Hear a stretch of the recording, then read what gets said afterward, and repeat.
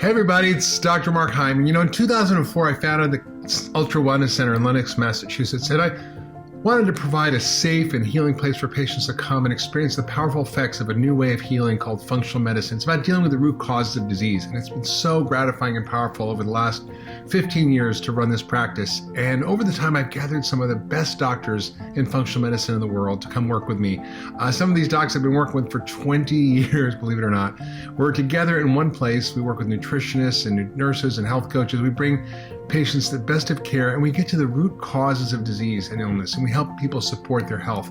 In this video, you're going to hear from some of these practitioners, and you're going to hear how they approach treatments for chronic disease in a very specific, targeted way. They're going to talk about personalization of care. They're going to talk about inflammation and immune health and how to optimize your health.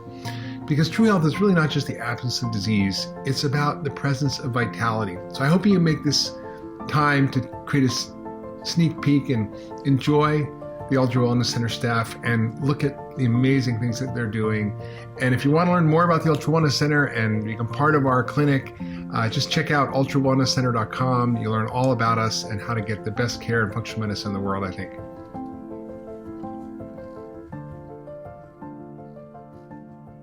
There are so many different types of diets that are available for people to try. And it's difficult because there's a lot of conflicting information out there on the internet as well. And depending on a person's individual genetics, their environment, and their symptoms, their past medical history, there are potentially many different diets that could help them. I feel like every single person gets something a little bit different. We might start with a baseline where we really remove foods that could be potentially inflammatory to the individual. But at the end of the day, it's really about understanding where they came from, what they're willing to do and able to do, and then working with them sort of in partnership rather than just giving them a diet that you get on the internet and is very a cookie cutter diet that just does not work. And in my clinical practice, I see the most benefit when somebody is able to work with me in communication and understand, okay, what are they willing to do? What is their threshold? And kind of working with them. So it's very important to understand all the different factors that go into what would be necessary for them in terms of diet. One of the first things we always focus on with our patients is balancing blood sugar and making sure at every meal they've got a good fat source, a good protein source, and a good fiber source. If you eat a diet, let's say for breakfast you have pancakes with syrup and orange juice, those carbohydrates are very quickly absorbed. That food is very quickly absorbed, and what will happen is the blood sugar will go up quickly and your insulin will go up quickly. And we know that that process creates a lot of inflammation for the body. It causes us to gain weight around the middle, but it also causes the inflammatory markers in our body to increase. And that can make us not feel so good, feel more sluggish or sad, but over time it can also increase inflammation in the brain. It can increase these things called AGEs, or advanced glycosylated end products, that has been associated with problems with memory and dementia over time. So we really want to avoid spiking the blood sugar and avoid spiking the insulin levels. You always want to have a fat or a protein with your carbohydrates. So no matter how healthy a carbohydrate may be, whether it be fruit or whether it be a whole grain, something like quinoa, wild rice, or sweet potato, these can be very healthy, balanced foods in the overall context of your diet. But if you have them by themselves or in too large of a quantity, that can spike your blood sugar very quickly. So always pairing that with a fat and a protein would be the best way to balance it out, slow down how quickly the body processes those carbohydrates into sugar and how quickly they're absorbed. The word hangry actually was just put into the dictionary this past year, so it's a real phenomenon, and I think people who have low blood sugar, we'll start there, people with low blood sugar, that can manifest certainly in cognitive symptoms. It can, for myself as well as a lot of my patients, it is irritability, it's a difficulty concentrating, difficulty with word finding, very short temper. It's along with that irritability. So you just can't perform tasks quite the same way as if you had that constant fuel that you needed and that balanced blood sugar throughout the day. It's a little bit harder for people to identify when they have very high blood sugar. People who have high blood sugar, especially after a meal, might actually feel extremely lethargic after a meal. So their blood sugar will jump and go straight up and then be led by an insulin spike. Then they might crash right down, and that might be resulting in just feeling extremely fatigued and very low energy. Sometimes patients will have more metabolic inflexibility, and what that means is they don't tolerate their carbohydrates as much as they should or as much as they used to. And then for some patients, we may have to lower the carbohydrates more for them to reach their goals. How do you know if you're carbohydrate intolerant and you need to cut back on carbohydrates? We will test fasting blood sugar and fasting insulin, and if the fasting blood sugar is elevated or the fasting insulin is greater than 5, then we get concerned that somebody may have some issues with carbohydrate tolerance. The other way that we know that somebody has metabolic inflexibility or they're not tolerating carbohydrates well is that when they are on a healthy food plan that is good healthy foods and whole foods, that they're not losing weight. They may be holding on to too much weight around the midsection. If you have a waist to hip ratio that's higher than it should be for women, that's greater than 0.8. For men, a waist-to-hip ratio greater than 0.9 is too high. And that's a sign that there may be problems with how you tolerate carbohydrates, and you may have to cut back even further on those when you're with your diet.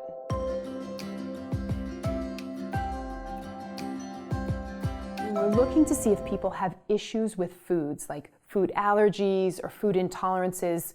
First of all, we'll do a celiac panel to rule out celiac disease, which is a significant intolerance to gluten, or where gluten starts to cause an autoimmune reaction in your body. We will often also do food sensitivity testing, and those are an IgG or an IgE reactions to foods. Food sensitivity testing measures IgG and IgA reactions to foods and is more of a delayed reaction. So there's no perfect test out there, but food sensitivity testing can help us guide patients to decide what foods they should do a trial of elimination from their diet. What we typically do is combine food sensitivity testing with an elimination diet. Elimination diets are really the gold standard to help us determine if a food is causing a symptom.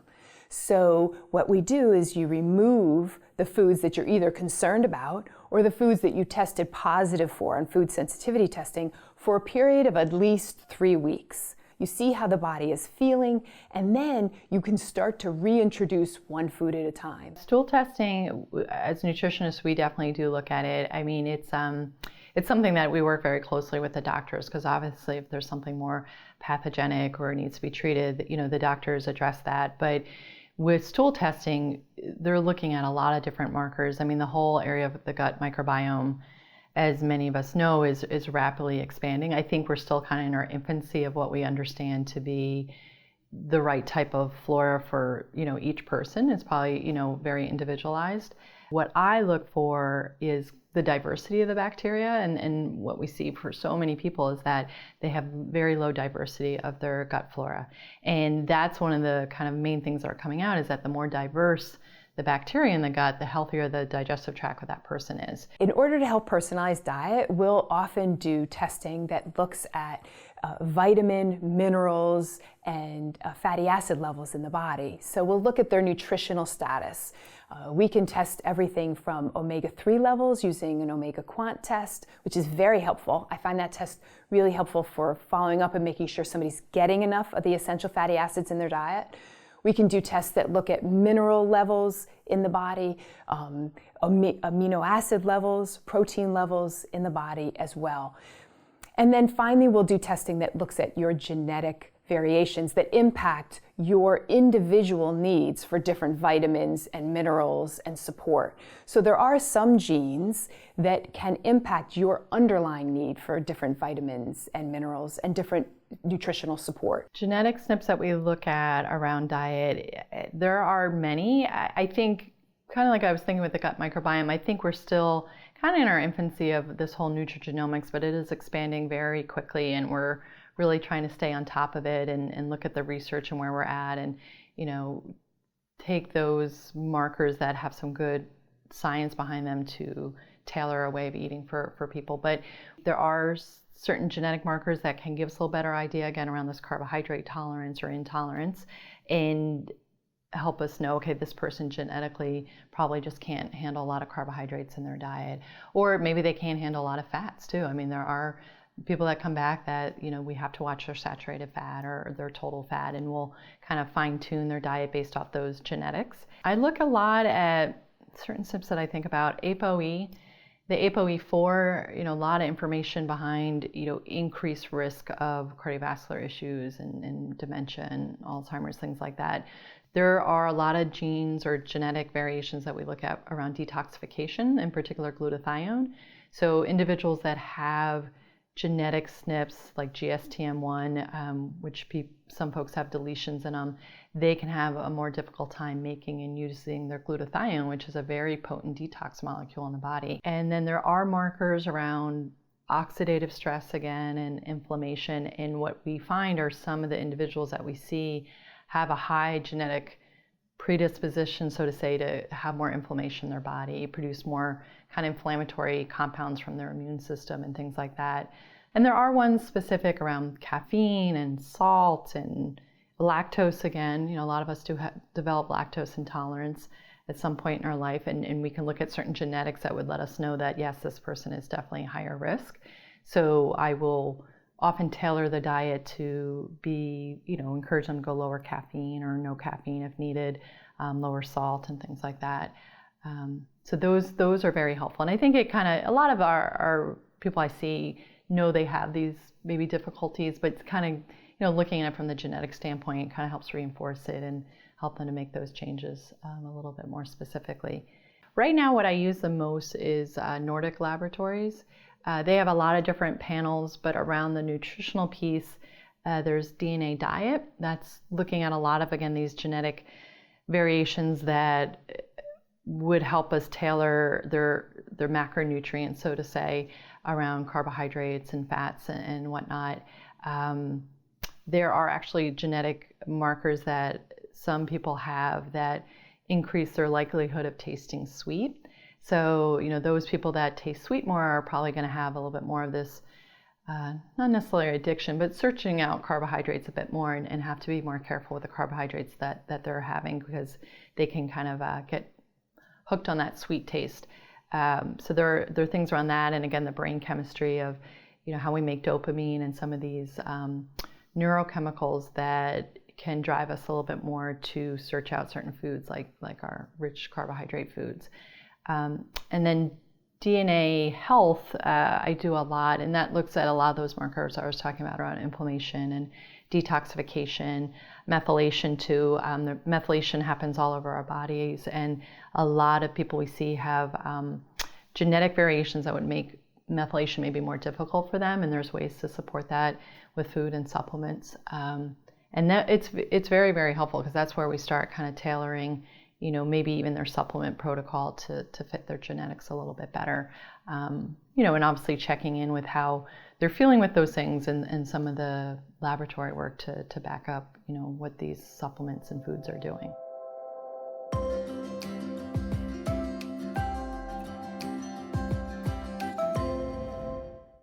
Sometimes with patients who have issues with neurological disease, or they have Alzheimer's disease, or seizures, epilepsy, Parkinson's disease, we may try a ketogenic diet. A ketogenic diet is a diet where we remove a lot of carbohydrates. It's stimulating the body to take its fat that it's eating, or fat from the body, and turn it into ketones for energy. Those ketones then are used for energy as opposed to the carbohydrates. So when you lower the carbohydrates significantly, then the body will reach for those ketones for energy. And there's been some good research to show that for some people, that's very helpful. So when we know for epilepsy or seizure disorders, a ketogenic diet can significantly, for some patients, help lower the amount of seizures that they're having. There are some patients also with dementia or Alzheimer's disease or other neurological diseases that will benefit from a very low carbohydrate ketogenic diet. One of the major diets that we work with is the low FODMAP diet, and this looks at specific types of carbohydrates that are found in a lot of different foods, and they're difficult to digest and absorb. And for example, one is called oligosaccharides, and these carbohydrates are found in higher quantities in things like garlic, onion, wheat, rye, and human beings don't actually have the enzymes to break those foods down in their entirety, so nobody really digests them very well.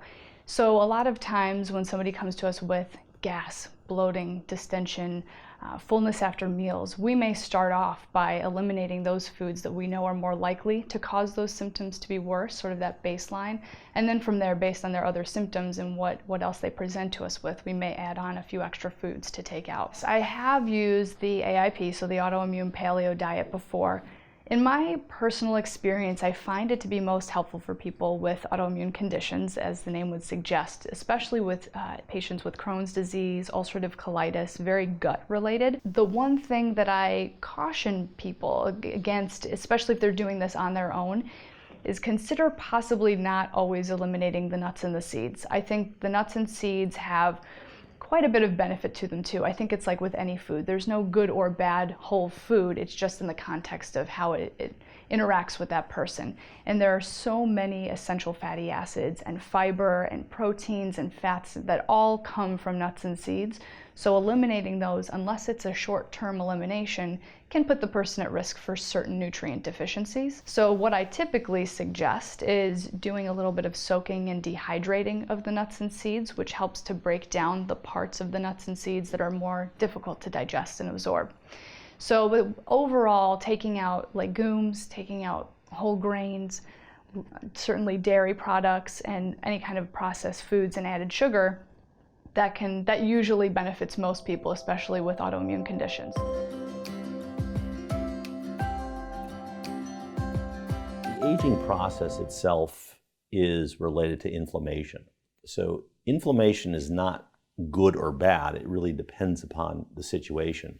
So having a strong, robust immune response to an insult. So let's say you get bit by a saber-toothed tiger. You want your body to then react to whatever bugs are now in your skin and clear that infection out. And that's an acute inflammatory response. And this typically is called rubor, tubor, and calor. So you get redness, swelling, and heat. And you want a very strong, robust response to an infectious insult or an injury so that your body can repair itself. When that process becomes more chronic and you get like a low-grade inflammation, we can measure that to some degree with measuring things like cytokines and interleukins and C-reactive protein. Low-grade inflammation is associated with advanced aging.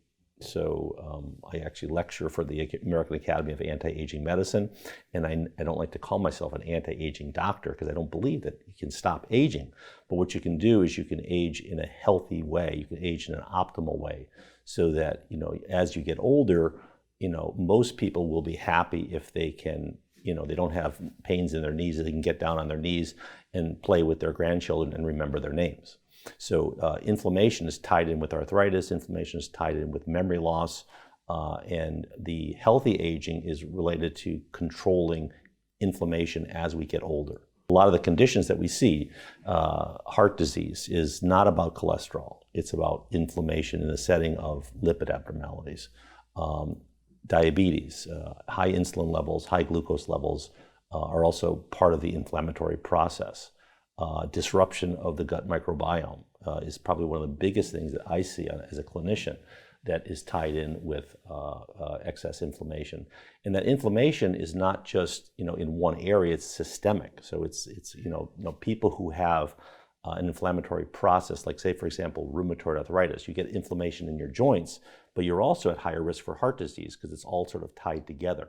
Any kind of systemic inflammation is going to affect every system in the body. It may manifest more in one particular anatomical area, but it affects the entire body. There are ways of testing for neuroautoimmunity. There are panels that are out there. There's one particular panel by Vibrant America Labs that is a neural zoomer panel, and it looks for markers of inflammation. Cyrex Laboratory also has a neuroautoimmunity panel. And as we talked about earlier, there's another panel which is mainstream medicine is the NMDA receptor antibodies. So there are ways in which you can look for autoimmunity in the brain and the brain tissues. So recently they have found that there's actually a lymph system in the brain. Previously, it wasn't believed that the brain had its own lymph system. So that lymph system actually is connected to the peripheral lymph system, which is a direct connection to your immune system. So if you have leaky gut, you're going to have leaky brain. And if you've just had trauma to your brain and your blood-brain barrier has been damaged and the soft tissues of your brain have been damaged, and you already have an inflammatory process going on in your gut, which is now linked to your brain through a lymph system, and you have inflammation and autoimmunity in your gut, then that could potentially lead to more inflammation and autoimmunity in your brain. Neuroplasticity is basically the ability for neurons to connect to one another and communicate.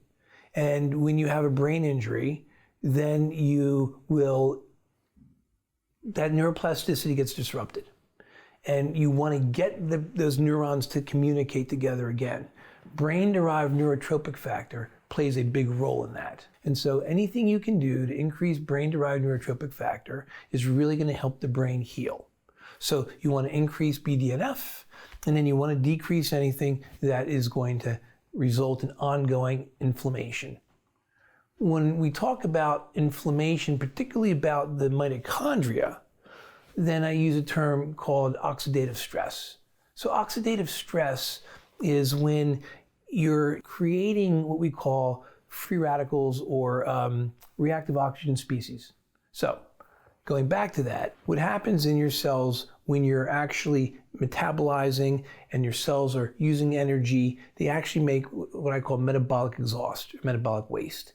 That's a reactive oxygen species that will bounce around inside your cell, creating lots of damage. But you have a system to grab those free oxygens and remove them.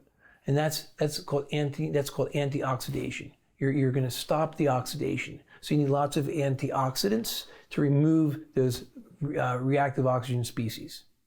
If you don't, it results in mitochondrial damage. So you have mitochondrial damage that happens when you have all this oxidative stress that occurs when you have a brain injury. You have reductions in BDNF, and now your brain is going to have limited ability to heal itself. So I think it's really important when you're dealing with brain injury to focus on decreasing inflammation, oxidative stress that's damaging mitochondria that are required by neurons to create that neuroplasticity and that connection so that your brain can heal and that you can recover memory, learning, cognition, and mood control.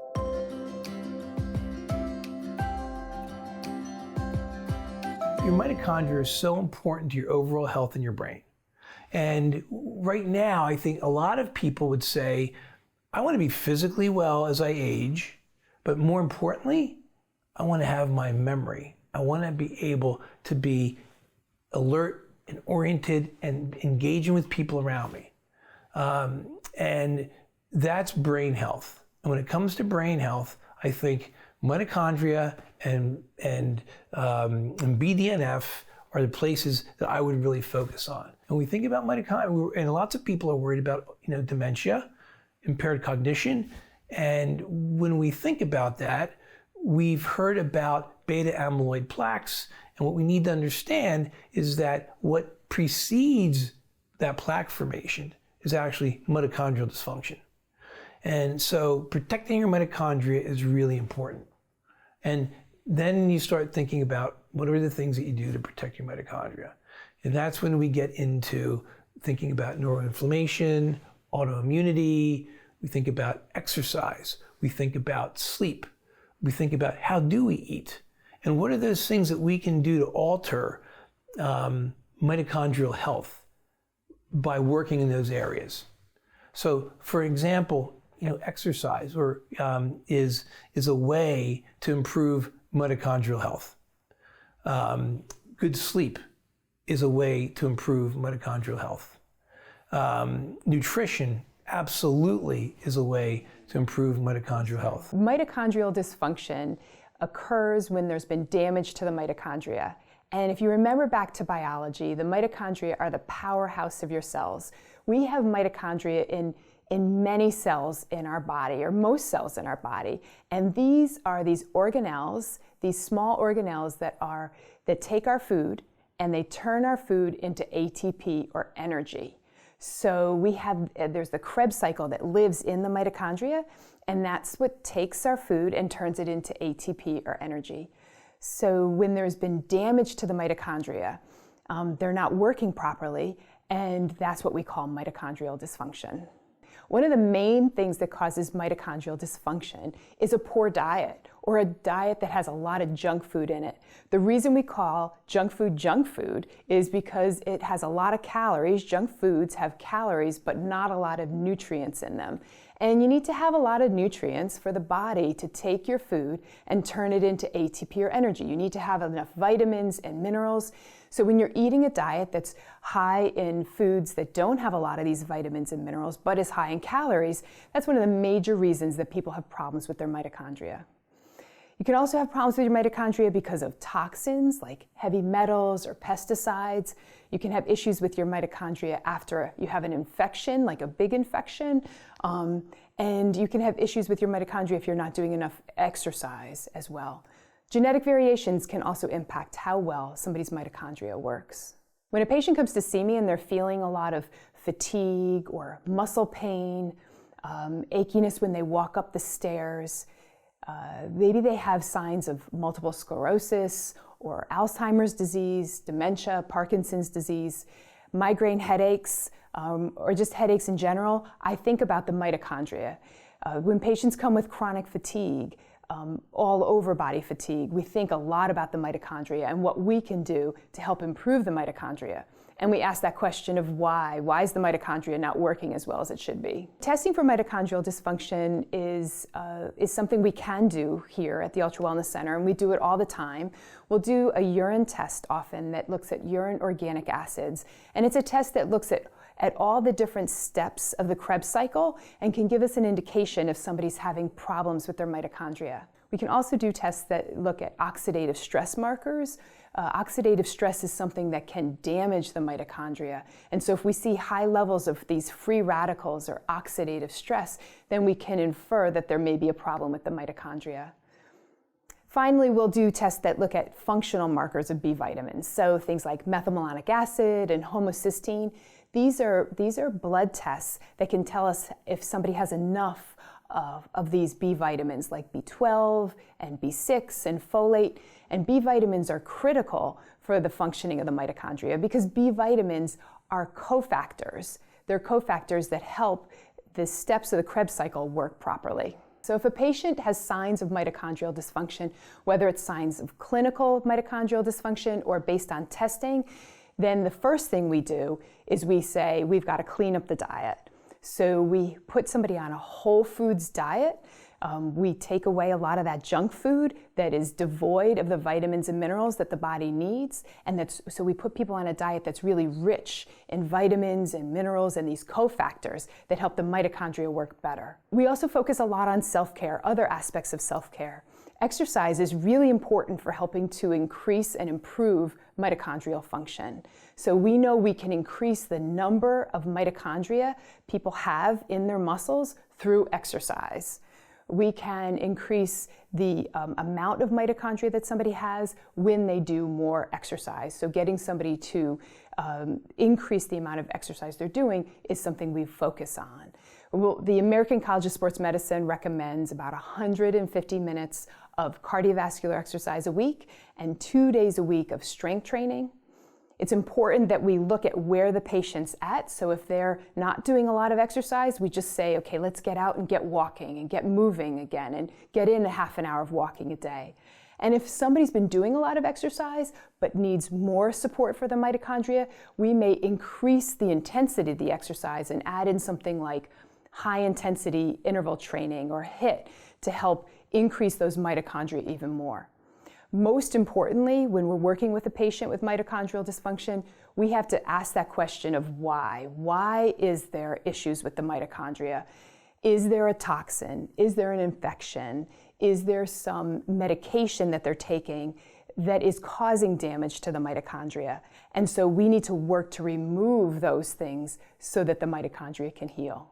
Many times supplementation also helps. You know, a good multivitamin, a good B complex, some vitamins that have some CoQ10 in it, or things like phospholipids like phosphatidylcholine can be used to support the healing of the mitochondria as well.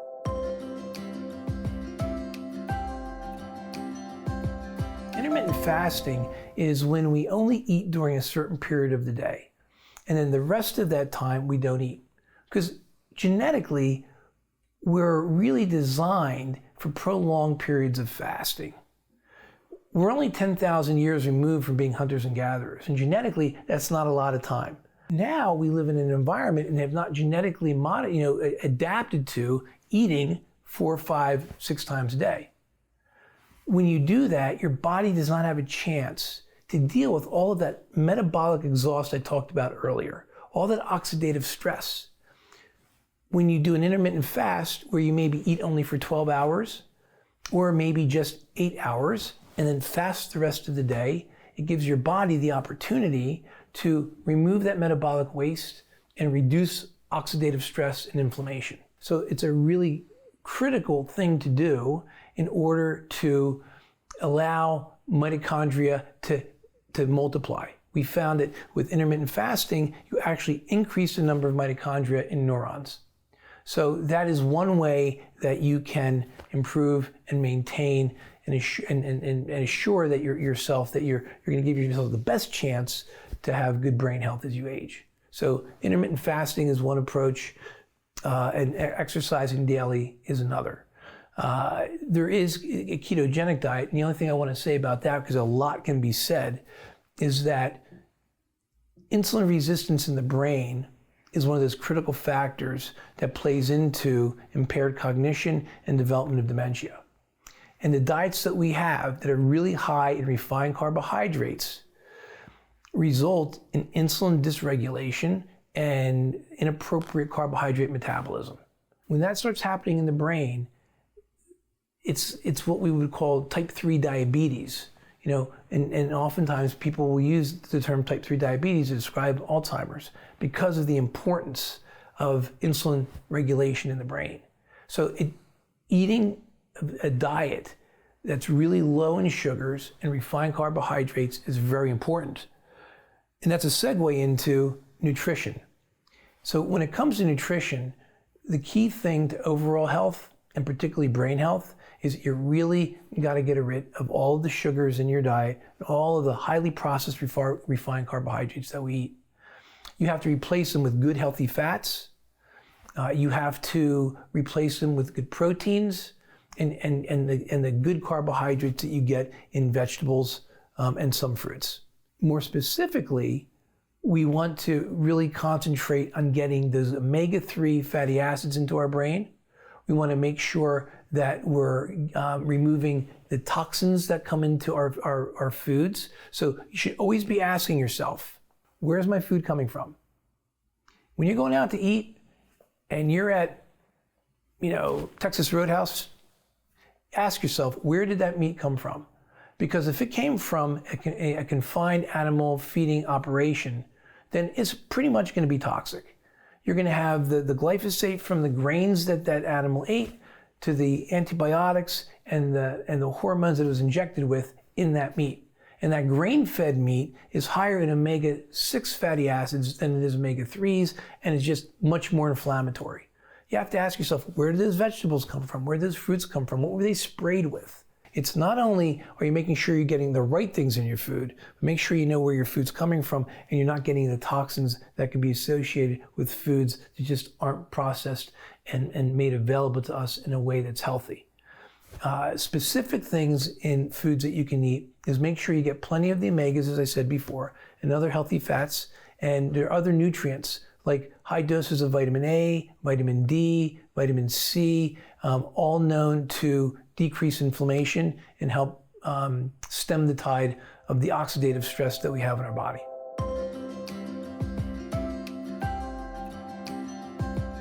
Toxins are everywhere, unfortunately. This particular paper that I was referencing it's called the exposome, which is the sum total of all the different things that we're exposed to that have a potential toxic effect on us. So toxic air. There's a fantastic YouTube video called The Indoor Generation, which I highly recommend everybody go to YouTube and watch it. It's about 2 minutes, and it shows you that, nowadays we spend 90% of our time indoors. And guess what? When we spend our time indoors, we're not outside. We're not breathing, fresh air. We're breathing sort of potentially toxic air. There's chemicals that can come off of carpets, potential mycotoxins, dust, molds, and all those kinds of things. Makes us more prone towards allergies. Also, we're not exposed to the sunlight, so we get decreased vitamin D. And one of my pet peeves about that is that our immune system is intimately tied in with our vitamin D levels. But if our vitamin D levels are low, that's not the problem. This is one of my big things is low vitamin D is sunshine deficiency, not a vitamin D deficiency. It's really telling us that you need to get out in the sun. And our immune system is actually regulated by the sun.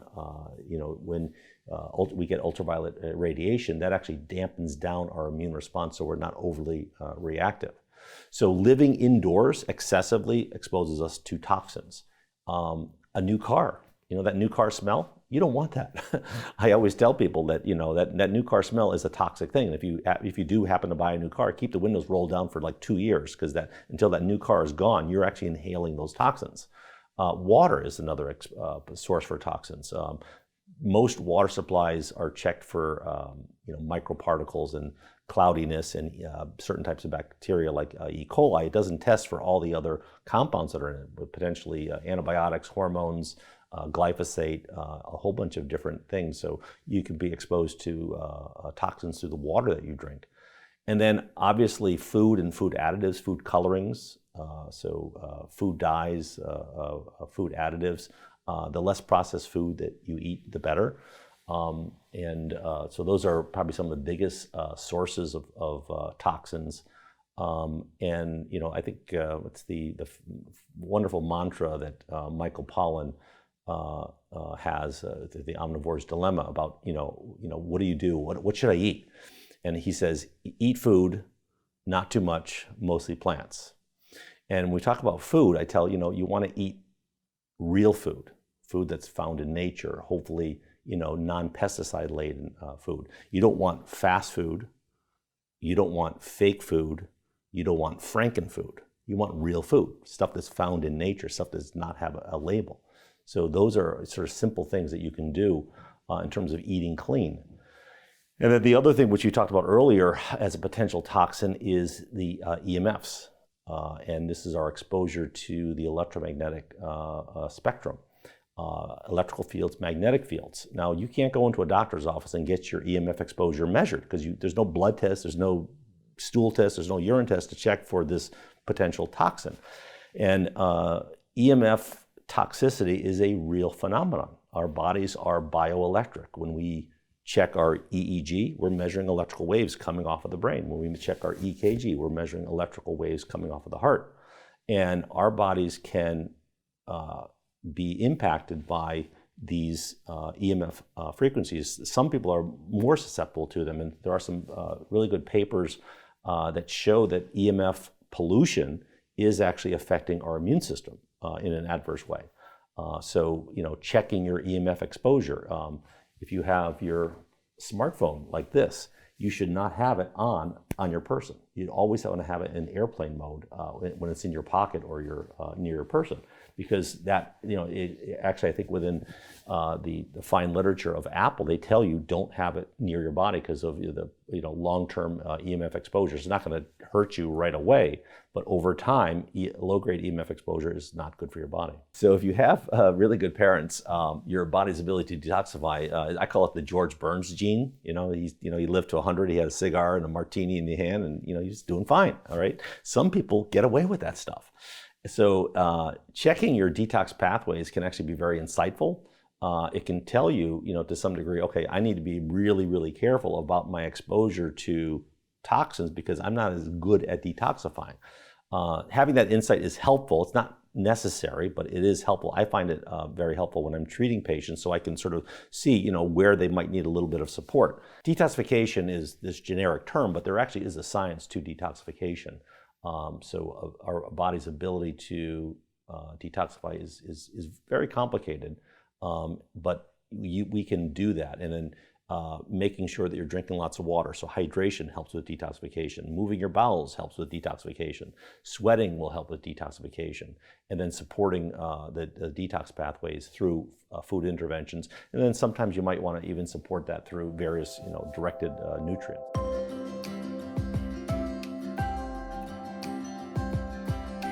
With functional medicine, we look at so many different areas of health and we come at it from so many different ways, which is exactly how it should be, and it's wonderful, but it can be overwhelming for people. And to give somebody a diet protocol where they're expected to change everything that they're eating and take foods out that they might love, that can be very difficult, not only physically but emotionally as well. And I've learned that if a person doesn't believe that they're worthy of feeling good, feeling healthy, then there's going to be these mental blocks that's going to keep them from actually achieving the benefits of doing something like a dietary protocol, supplements, good sleep, all of that.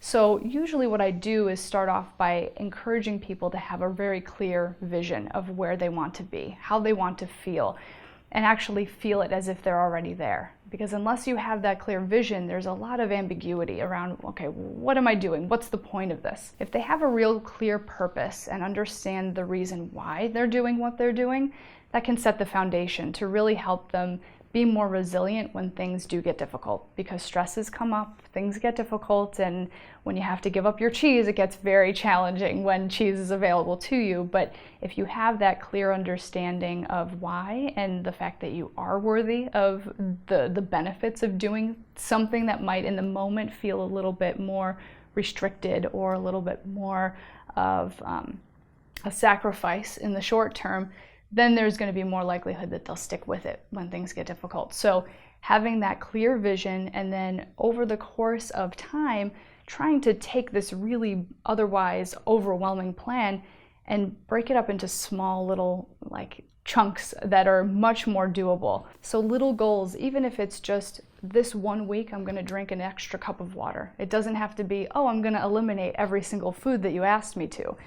If something as small as drinking more water may make you feel tremendously better and you don't even realize it until you do it. And if that goal is too big and you don't achieve that, it's not a failure, it's just feedback as to where you're ready to go and what you're ready for. So I think breaking it up into small little bits and chunks as you keep in mind the overall goal and the vision, and recognizing that you're worthy of experiencing the benefits of these things, makes it much more doable and much more achievable over time.